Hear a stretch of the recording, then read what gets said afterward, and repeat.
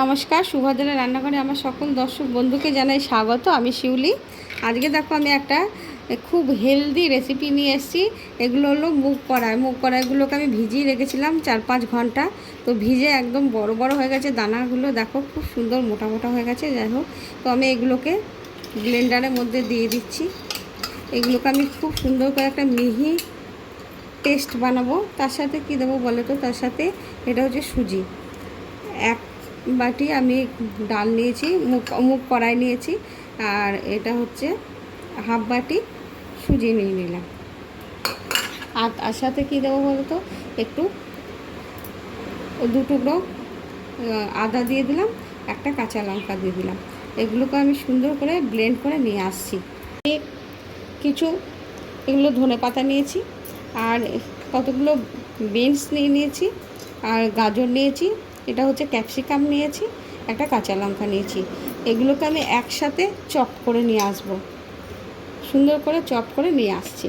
দেখো আমি সবজিগুলো ভালো করে চপ করে নিয়েছি, সুন্দর করে দিয়ে আমি এই পাত্রের মধ্যে ঢেলে নিলাম। এবার সবজিটার মধ্যে আমি দেখো একটু স্বাদ অনুযায়ী লবণ দিয়ে দিলাম, আর এটা হচ্ছে হোমমেড গরম মশলা গুঁড়ো, এটা দিয়ে দিচ্ছি। আর এটা হচ্ছে ব্ল্যাক পেপার, গোলমরিচের গুঁড়ো দিয়ে দিলাম, আর 2-4টে চিনির দানা দিয়ে দেবো। যেহেতু সবজি, একটু চিনি দিলে একটু মিষ্টি মিষ্টি হলে খুব ভালো লাগবে। বাচ্চা থেকে বড় সকলের জন্য এটা ভীষণ একটা খুব সুন্দর একটা হেলদি ব্রেকফাস্ট বা ডিনার টিফিন বক্সে দিতে পারো। হ্যাঁ, এটা আমি রেডি করে রাখলাম। এবার এর উপরে আমি একটু পনির গ্রেট করে দেবো। এটা দেখো আমি যে মুগ কড়াইটা আর সুজিটা পেস্ট করে নিয়ে এসেছি, একদম সুন্দর একটা মিহি স্মুথ ব্যাটার করে নিয়ে এসেছি। দেখেছো, ভারী চমৎকার।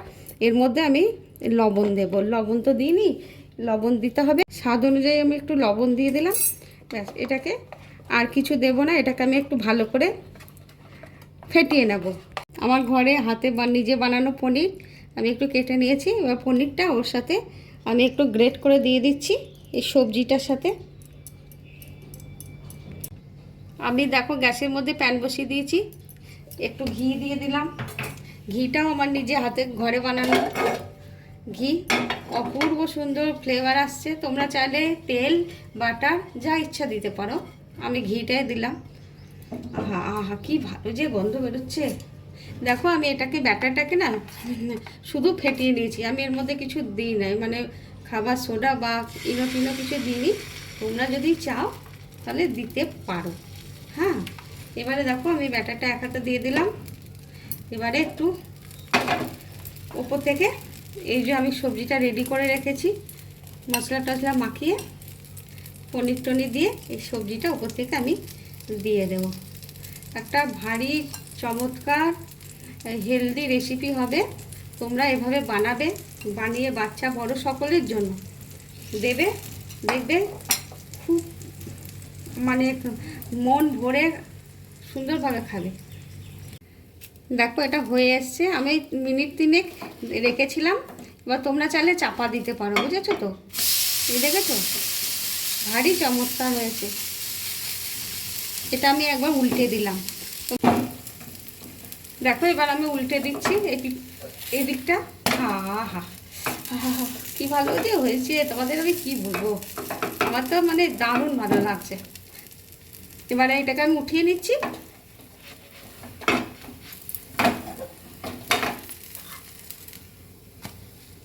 দেখেছো, আমি আর একটা দিচ্ছি। আমার ব্যাটারের ঘনত্বটা তোমরা দেখেছো তো, বেশি বা হরহরে পাতলাও না আর খুব মোটাও না।